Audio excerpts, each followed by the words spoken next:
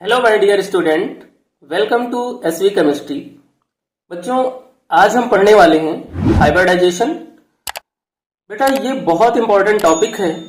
इस टॉपिक से most probably every year exam में क्वेश्चन आते ही हैं, चाहे वो क्लास 11th हो या फिर जेई का एग्जाम हो या फिर नीट का एग्जाम हो या कोई अदर कॉम्पिटिटिव एग्जाम हो। सो बेटा, इस टॉपिक को बहुत अच्छे से आपको समझना है और इसके हर एक पॉइंट को अच्छे से सीखना है। सो सबसे पहले हम डिस्कस करते हैं बेटा कि हाइब्रिडाइजेशन क्या है, क्या मीनिंग है हाइब्रिडाइजेशन का।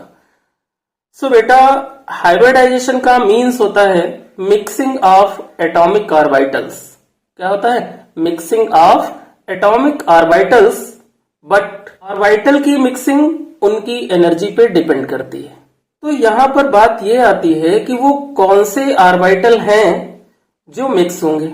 सो बेटा, वो ऑर्बिटल यहां पर मिक्स होते हैं जिनकी एनर्जी नियरली सेम होती है। वो ऑर्बिटल यहां पर मिक्स होते हैं जिनकी एनर्जी नियरली सेम होती है, या हम ये कह सकते हैं कि वो एटॉमिक ऑर्बिटल यहां पर मिक्स होंगे जिनकी एनर्जी नियरली सेम होंगी। और जो इन एटॉमिक ऑर्बिटल्स को मिक्स करके नए ऑर्बिटल्स बनेंगे उन्हें हम कहते हैं हाइब्रिड ऑर्बिटल्स। उन्हें हम कहते हैं हाइब्रिड ऑर्बिटल्स, और इनकी एनर्जी बेटा इक्वल होती है। और इस प्रोसेस को हम कहते हैं हाइब्रिडाइजेशन। समझ में आ गया? यानी कि अगर हम वन लाइन में समझें तो ऐसे एटॉमिक ऑर्बिटल जिनकी एनर्जी नियरली सेम होती है और उनको मिक्स करके जो नए ऑर्बिटल्स बनते हैं उन्हें हम कहते हैं हाइब्रिड ऑर्बिटल्स, और इस प्रोसेस को हम कहते हैं हाइब्रिडाइजेशन। क्लियर हो गया? सो डेफिनेशन क्या बनेगी? Mixing of atomic orbitals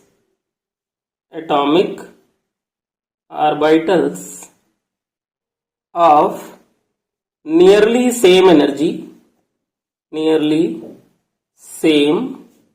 energy to form new hybrid orbitals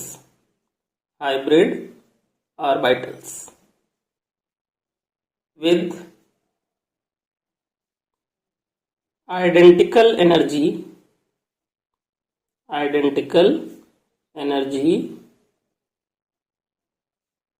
and same। अब बेटा यहां पर नियरली सेम एनर्जी के जो एटॉमिक ऑर्बिटल्स हैं उसको समझते हैं। जैसे सपोज करो कि यहां पर हमारे पास एक ऑर्बिटल है 2s और एक ऑर्बिटल है 2p। इन दोनों की एनर्जी जो होती है वो नियरली सेम होती है, और s का शेप जो होता है वो स्फेरिकल होता है और p का शेप जो होता है वो डम्बल होता है। ये आप लोगों को पता है, ठीक है ना? तो ये स्फेरिकल शेप और ये डम्बल शेप, ये दोनों ही एटॉमिक ऑर्बिटल जब मिक्स होंगे तो यहां पर क्या बनेगा? एक हाइब्रिड ऑर्बिटल बनेगा। क्या बनेगा? एक हाइब्रिड ऑर्बिटल बनेगा। ये प्लस का साइन है इसका और एक माइनस का, जिसका एक लोब बड़ा होगा और एक लोब छोटा होगा।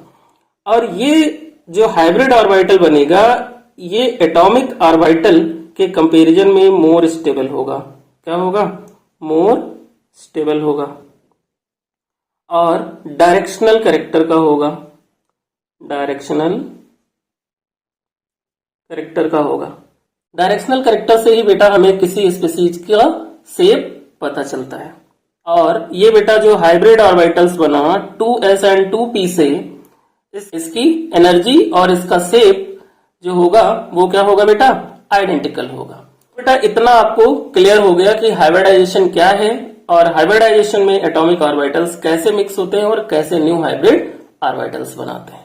अब यहां पर बेटा एक पॉइंट और आता है जो कि बहुत इंपॉर्टेंट है कि कौन से एटॉमिक ऑर्बिटल्स हैं जो हाइब्रिडाइजेशन में पार्टिसिपेट करते हैं।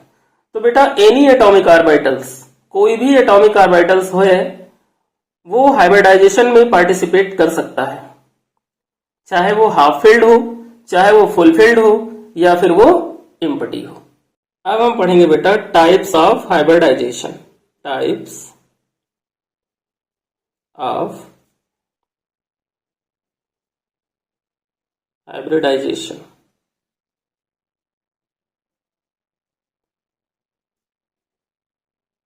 तो बेटा हाइब्रिडाइजेशन जो है वो डिफरेंट टाइप के हैं, like sp hybridization, sp2 hybridization, sp3 hybridization, sp3d hybridization, sp3d2 hybridization, sp3d3 hybridization. यहां पर बेटा हम उन स्पीसीज का हाइब्रिडाइजेशन पढ़ने वाले हैं जिन स्पीसीज के पास लोन पेयर नहीं होता।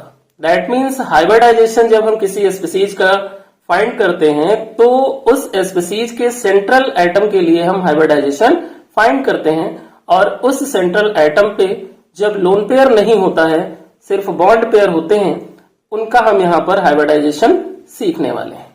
सो फर्स्ट है बेटा हमारा sp hybridisation. sp hybridisation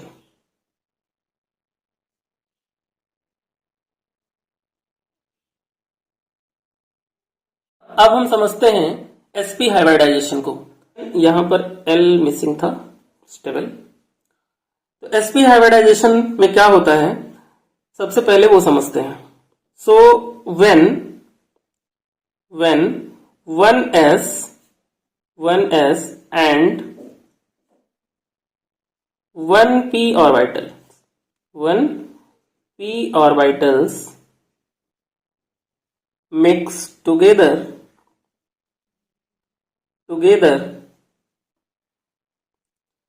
to form two new hybrid orbitals.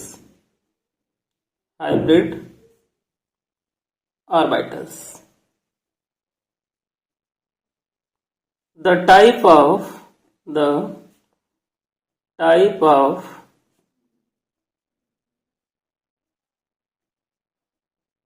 hybridization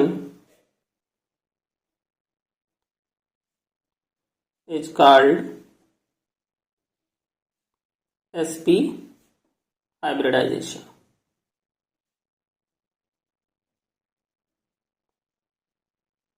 इस तरह से बेटा हम sp हाइब्रिडाइजेशन की जो थ्योरी है उसको लिख सकते हैं। ओके, अब बेटा sp हाइब्रिडाइजेशन में देखो एक s का ऑर्बिटल है और एक p का ऑर्बिटल है, दोनों मिक्स हो रहे हैं और फॉर्म कर रहे हैं टू न्यू हाइब्रिड ऑर्बिटल्स, जिनकी एनर्जी क्या होगी, सेम होगी। तो इस टाइप के हाइब्रिडाइजेशन को हम क्या कहेंगे, sp हाइब्रिडाइजेशन कहेंगे। कौन सी स्पीसीज हैं जो sp हाइब्रिडाइजेशन शो करती हैं? For example BeCl2, BeF2, HgCl2 etcetera. तो ये तो sp हाइब्रिडाइजेशन को हमने डिफाइन कर दिया, उसके एग्जाम्पल लिख दिए। अब इन स्पीसीज में sp हाइब्रिडाइजेशन कैसे है उसको हम फाइंड करते हैं। तो उसके लिए यहां पर हम लेते हैं BeCl2 को, बहुत ही ध्यान से समझना, बहुत ही इजी है। और BeCl2 में हमें हाइब्रिडाइजेशन फाइंड करना है कि sp हाइब्रिडाइजेशन है तो कैसे। तो बेटा Be जो है यहाँ पर क्या है, सेंट्रल एटम है। तो सबसे पहले हमें क्या करना है, Be लेना है और उसका इलेक्ट्रॉनिक कॉन्फ़िगरेशन करना है। तो Be का एटॉमिक नंबर होता है 4, हम इसका इलेक्ट्रॉनिक कॉन्फ़िगरेशन करेंगे तो 1s2 2s2, ये इसका हमने इलेक्ट्रॉनिक कॉन्फ़िगरेशन कर लिया। अब यहाँ पर क्या है कि sp हाइब्रिडाइजेशन हम पढ़ रहे हैं, तो यहाँ पर हम जो आउटर सेल के इलेक्ट्रॉन है उनको हम यहाँ पर यूज करेंगे। तो एक s के लिए हमने ऑर्बिटल बनाया और एक ऑर्बिटल हमने बनाया किसके लिए, p के लिए बनाया। अब p के लिए क्यों बनाया, क्योंकि sp पढ़ रहे हैं तो s का ऑर्बिटल और p का ऑर्बिटल। p में 3 ऑर्बिटल होते हैं, px py pz, है ना। तो अब देखो आउटर सेल में इलेक्ट्रॉन कितने हैं, 2 हैं। तो यहां पर हमने क्या किए, 2 इलेक्ट्रॉन फिल कर लिए। ये तो हो गई बेटा इसकी ग्राउंड स्टेट, ये क्या हुई, इसकी ग्राउंड स्टेट हो गई।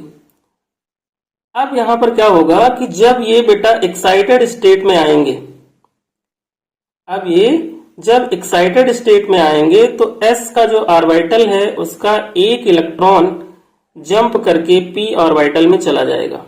s का एक ऑर्बिटल कहां जाएगा, जंप करके p में चला जाएगा। तो एक ऑर्बिटल s का यूज हो गया और एक ऑर्बिटल P का यूज हो गया, और इन दोनों को देखें हम तो यहां पर इनकी एनर्जी क्या है, सेम है ना। तो ये क्या हो गई, एक्साइटेड स्टेट हो गई। तो एक्साइटेड स्टेट में हमें देखने को मिला कि S का एक ऑर्बिटल P के एक ऑर्बिटल में जाता है, ठीक है ना।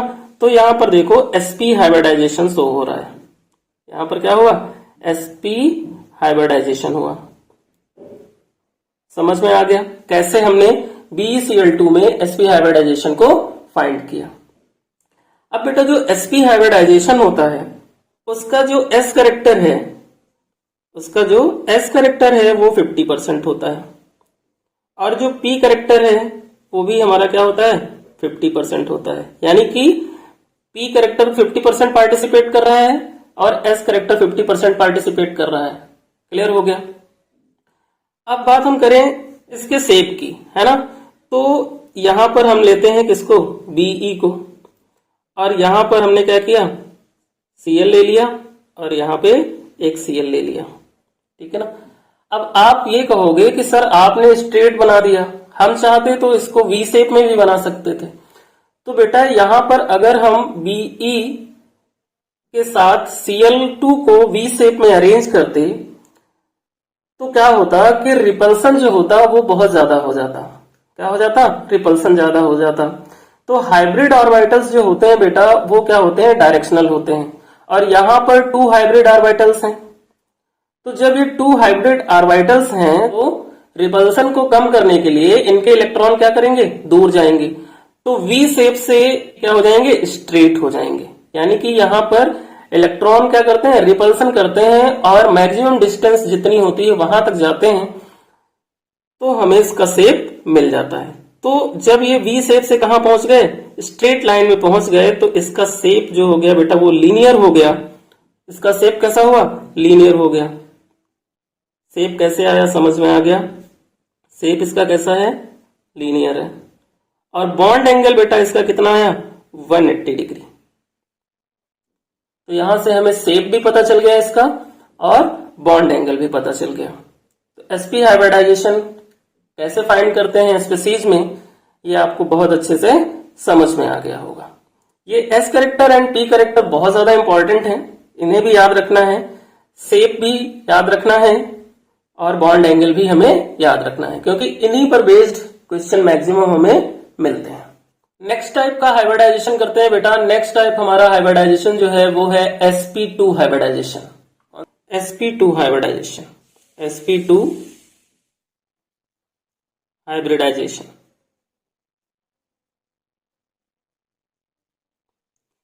सो बेटा sp हाइब्रिडाइजेशन जब आपने पढ़ा तो वहां पर आपने थ्योरी लिखनी सीख ली कि अगर sp हाइब्रिडाइजेशन को हमें एक्सप्लेन करना है तो हम कैसे करेंगे।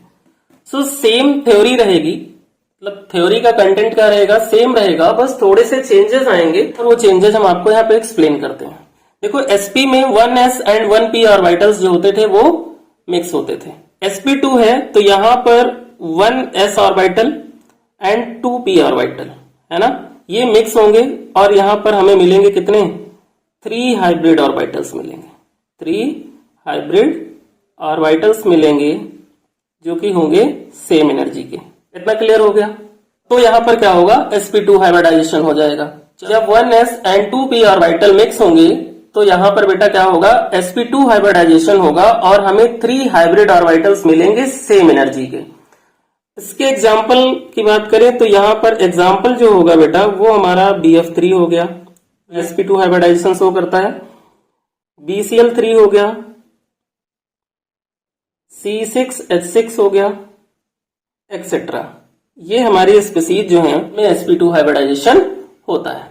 अब यहां पर हम इन एग्जांपल्स में से एक एग्जांपल को लेते हैं और उससे हम shape, bond angle and character और हाइब्रिडाइजेशन को फाइंड करते हैं। कैसे, यहां पे हम लेते हैं BF3 को। क्या लिया हमने, BF3। तो हमें ये तो पता है कि BF3 में क्या करना है, हाइब्रिडाइजेशन फाइंड करना है, और यहां पर हमें कितने हाइब्रिड ऑर्बिटल मिले हैं, 3 हाइब्रिड ऑर्बिटल मिले हैं। तो अगर हम इसका शेप बनाएं तो ये बोरान हमारा हो गया सेंट्रल एटम, फ्लोरीन हमारा हो गया 1, ये हमारा हो गया सेकंड फ्लोरीन, और ये हो गया हमारा थर्ड फ्लोरीन, है ना। तो ट्राइगोनल शेप यहां पर बनता है, ट्राइगोनल शेप यहां पे बनता है और इसका जो बॉन्ड एंगल होता है बेटा वो होता है 120 डिग्री। कितना होता है? 120 डिग्री। अब आप ये कहोगे कि सर यहां पर कैसे ये डिसाइड हो गया कि यहां पर ट्राइगोनल शेप बनेगा? तो मैंने ये कहा था बेटा कि हाइब्रिड ऑर्बिटल्स जो होते हैं वो डायरेक्शनल होते हैं और यहां पर 3 हाइब्रिड ऑर्बिटल हैं, है ना? तो जब 3 हाइब्रिड ऑर्बिटल होंगे तो रिपल्सन को कम करने के लिए इलेक्ट्रॉन जितना दूर जा सकते हैं मैक्सिमम उतना दूर जाएंगे, है ना? तो यहां पर मैक्सिमम डिस्टेंस जो बनेगी वो ट्राइगोनल शेप में आ जाएगी, इसलिए इसका शेप कैसा है? ट्राइगोनल है। अगर हम हाइब्रिड ऑर्बिटल्स यहां पर बनाना चाहें कि इसका हाइब्रिड ऑर्बिटल्स कैसे होगा, तो ये हमारा एक एफ हो गया, ये हमारा हो गया सेकंड एफ और ये हमारा हो गया थर्ड एफ। डायग्राम बिल्कुल एग्जैक्ट नहीं बन रहे हैं, ठीक है ना? आप लोग जब बनाओ तो उन्हें अच्छे से बनाओ।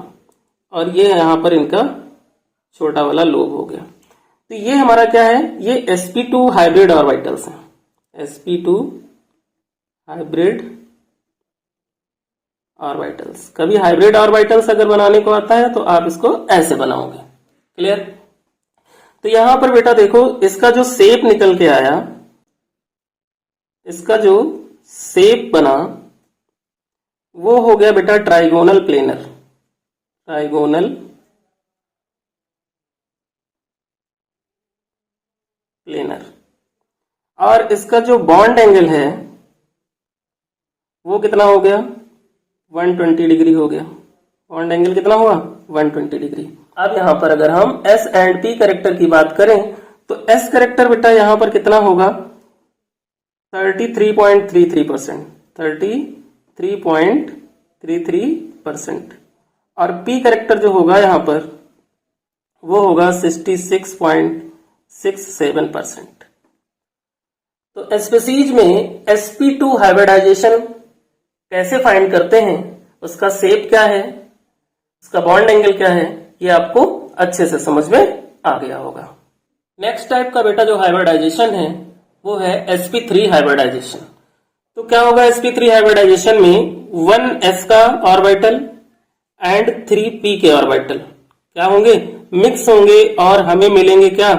4 हाइब्रिड ऑर्बिटल्स, 4 हाइब्रिड ऑर्बिटल्स मिलेंगे सेम एनर्जी के। इतना क्लियर हो गया? तो वहां पर sp3 हाइब्रिडाइजेशन होगा। C2H6 NH4+ एक्सेट्रा, ये हमारे sp3 हाइब्रिडाइजेशन के एग्जाम्पल हो गए।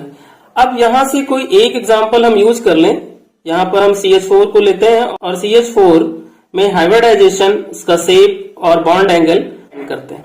तो बेटा जब CH4 में C सेंट्रल एटम है तो C का क्या करोगे? इलेक्ट्रॉनिक कॉन्फ़िगरेशन लिखोगे। जब इलेक्ट्रॉनिक कॉन्फ़िगरेशन करोगे तो यहां पर जो लास्ट सेल आएगी उसमें 4 इलेक्ट्रॉन होंगे, जिसमें से 2 इलेक्ट्रॉन S में होंगे और 2 इलेक्ट्रॉन P में। मैं लिख के बताता हूं आपको। 1s2, 2s2,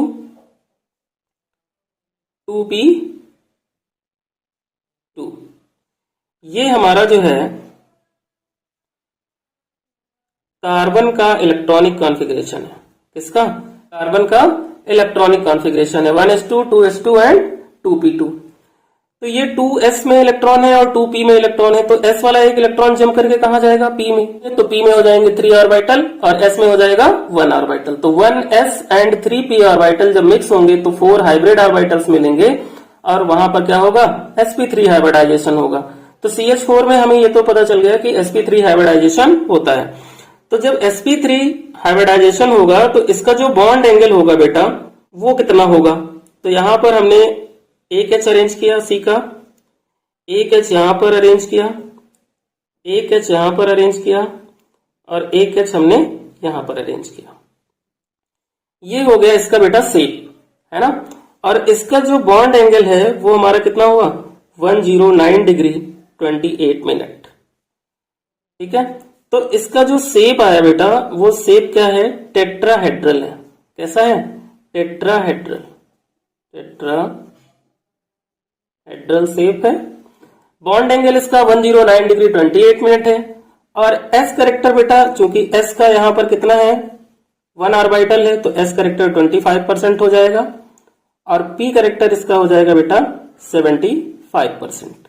ये करेक्टर हम परसेंट में निकालते हैं, इसलिए जितने हाइब्रिड ऑर्बिटल होते हैं उनसे हम 100 को डिवाइड कर देते हैं। तो 100 बाई जब 4 करेंगे तो s के करेक्टर हमें मिलेंगे 25% और p का करेक्टर मिलेगा हमें 75%। तो sp3 हाइब्रिडाइजेशन कैसे स्पीशीज में फाइंड करते हैं आपको क्लियर हो गया। नेक्स्ट टाइप का जो बेटा हाइब्रिडाइजेशन है वो है sp3d। sp3d hybridisation. सो बेटा sp3d हाइब्रिडाइजेशन में क्या होता है, तो यहां पर बेटा क्या होगा कि 1s orbital, 3p orbital and 1d orbital mix होंगे और हमें कितने ऑर्बिटल मिलेंगे हाइब्रिड? 5 हाइब्रिड ऑर्बिटल मिलेंगे। 5 हाइब्रिड ऑर्बिटल्स मिलेंगे और जब 5 हाइब्रिड ऑर्बिटल्स मिलेंगे तो वहां पर sp3d हाइब्रिडाइजेशन होगा। Example PCl5।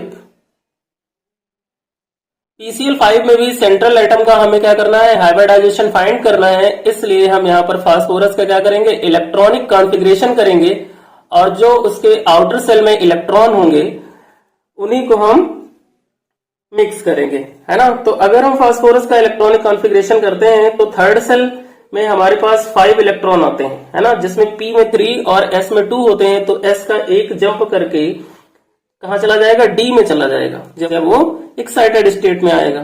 तो यहां पर sp3d हाइब्रिडाइजेशन हो जाता है। तो sp3d हाइब्रिडाइजेशन में जो शेप होता है बेटा वो होता है ट्राइगोनल बाइपिरामिडल। क्या होता है?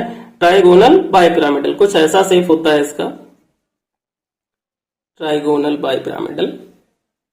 ये हमने ट्राइगोनल बना लिया। यहां पर हमने p को रखा और 5Cl यहां पर हैं।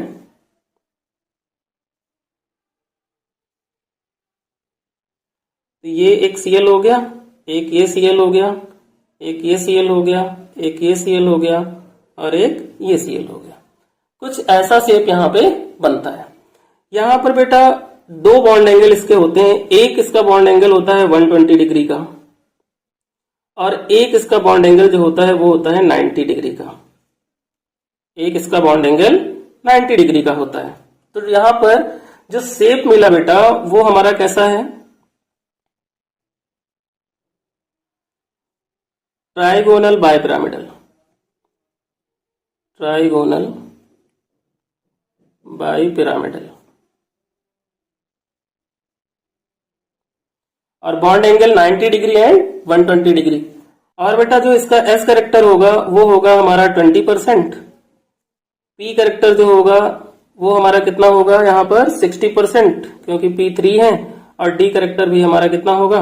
20% होगा। ठीक है ना, समझ में आ गया बेटा। सो बेटा नेक्स्ट टाइप का जो हाइब्रिडाइजेशन है हमारा वो है sp3d2 हाइब्रिडाइजेशन। वो है sp3d2 hybridisation. sp3d2 hybridisation. sp3d2 hybridisation में 1s, 3p and 2d orbital जो होते हैं वो मिक्स होते हैं और हमें 6 हाइब्रिड ऑर्बिटल्स मिलते हैं। 6 हाइब्रिड ऑर्बिटल्स मिलते हैं जो कि कैसे होते हैं? सेम एनर्जी के होते हैं। तो बेटा जो 6 हाइब्रिड ऑर्बिटल्स हमें मिले इससे हो गया sp3d2 हाइब्रिडाइजेशन। यहां पर एग्जांपल लें तो एग्जांपल में SF6। अब SF6 में अगर हमें हाइब्रिडाइजेशन फाइंड करना है तो सल्फर का इलेक्ट्रॉनिक कॉन्फ़िगरेशन करें, आउटर मोस्ट सेल के इलेक्ट्रॉन देखें और फिर ऑर्बिटल्स बना करके उसकी ग्राउंड स्टेट बना करके फिर उसकी एक्साइटेड स्टेट बना करके हम वहां पर चेक कर सकते हैं, है ना। तो इतना लॉन्ग प्रोसेस में ना जा करके, क्योंकि वो प्रोसेस आपको पता है, आप अच्छे से समझ चुके हो, सभी के लिए कर सकते हो। हम डायरेक्ट SF6 के लिए sp3d2 हाइब्रिडाइजेशन का शेप एंड उसके कैरेक्टर्स को फाइंड करते हैं। तो बेटा जो SF6 होता है वो होता है ऑक्टाहेड्रल। कैसा होता है? ऑक्टाहेड्रल इसका शेप होता है। SF6 का शेप कैसा होता है बेटा? ऑक्टाहेड्रल शेप होता है ना। यहां पर ये S हो गया और ये इसकी बॉन्डिंग हो गई और ये इसकी बॉन्डिंग हो गई। तो यहां पर ये F 6F यहां पर हमने अरेंज कर दिए। अब ये कैसा हुआ बेटा, हमारा ऑक्टाहेड्रल शेप है ना। तो यहां पर sp3d2 हाइब्रिडाइजेशन में जो शेप हमें मिला बेटा, वो हमारा कैसा हुआ, ऑक्टाहेड्रल। और यहाँ S करेक्टर जो होगा बेटा वो 16, यहाँ जो S करेक्टर होगा बेटा वो 16.6% होगा।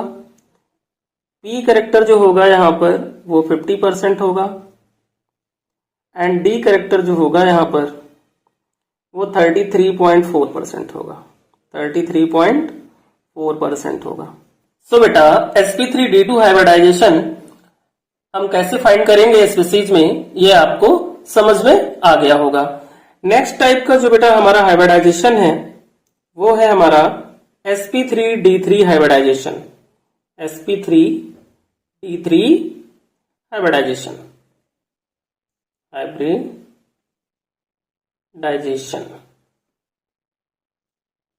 तो बेटा जब 1s 3p and 3d orbital जो है वो मिक्स होते हैं और हमें मिलते हैं 7 हाइब्रिड ऑर्बिटल्स। 7 hybrid orbitals. तो वहां पर sp3d3 हाइब्रिडाइजेशन होता है।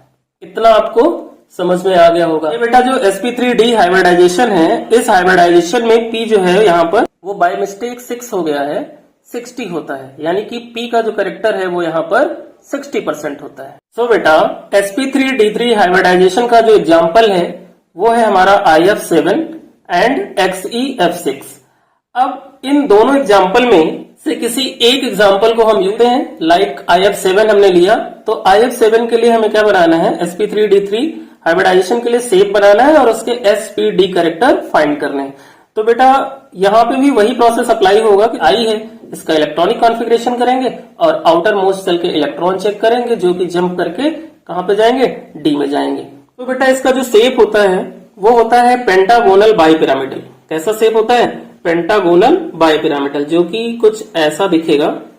ये हमने क्या बनाया, पेंटागोनल बाइपिरामिडल शेप बना लिया, तो हम बोलते हैं पेंटागोनल बाइपिरामिडल शेप। ठीक है ना। अब यहां पर क्या हुआ, यहां पर हमारा I हो गया। I की एक बॉन्डिंग ऐसे होगी, एक बॉन्डिंग इसकी ऐसे, एक बॉन्डिंग इसकी ऐसे होगी, एक बॉन्डिंग इसकी ऐसे होगी, एक इसकी ऐसे होगी और एक बॉन्ड इसका ये हो गया और एक बॉन्ड इसका ये हो गया। अब यहां पर क्या है बेटा कि F7 है तो 7F यहां पर हो जाएंगे, है ना। यहां पे क्या हो जाएंगे, 7F हो जाएंगे। तो ये शेप हो गया बेटा हमारा कैसा, पेंटागोनल बाइपिरामिडल। इसमें जो बॉन्ड एंगल होता है तो ये वाला बॉन्ड एंगल इसका क्या है, 72 डिग्री है और ये वाला जो इसका बॉन्ड एंगल है बेटा वो 90 डिग्री है। ओके बेटा। तो यहां पर जो शेप मिला हमें, यहां पर जो शेप मिला पेंटागोनल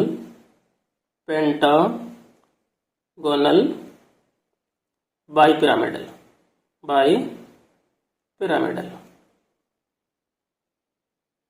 और यहां पे बेटा जो S करेक्टर होगा इसका वो होगा हमारा 14.29%। जो P करेक्टर होगा वो हमारा होगा 42.85% एंड D करेक्टर भी इसका क्या होगा, 42.85% होगा। तो ये था बेटा sp3d3 हाइब्रिडाइजेशन, जो कि आपको बहुत अच्छे से समझ में आ गया होगा। इसके एग्जाम्पल आपको समझ में आ गए होंगे और कैसे फाइंड करना है ये क्लियर हो गया होगा और इसका शेप कैसा होता है ये भी क्लियर हो गया होगा। ओके बेटा। ये था बेटा हाइब्रिडाइजेशन और उसके टाइप, जो कि आपको बहुत अच्छे से समझ में आ गए होंगे। बट यहाँ पर हमने सिर्फ उन स्पीसीज का हाइब्रिडाइजेशन फाइंड करना सीखा है जिनके पास लोन पेयर नहीं है। अगर हमें लोन पेयर वाली स्पीसीज के लिए हाइब्रिडाइजेशन एंड उसका शेप फाइंड करना है, उसकी ज्योमेट्री फाइंड करना है, तो उसके लिए हमें पढ़नी है वेस्पर थ्योरी। सो बच्चों, वेस्पर थ्योरी पे मैंने अलग से वीडियो बना रखी है जिसका लिंक मैं डिस्क्रिप्शन बॉक्स में दे दूंगा।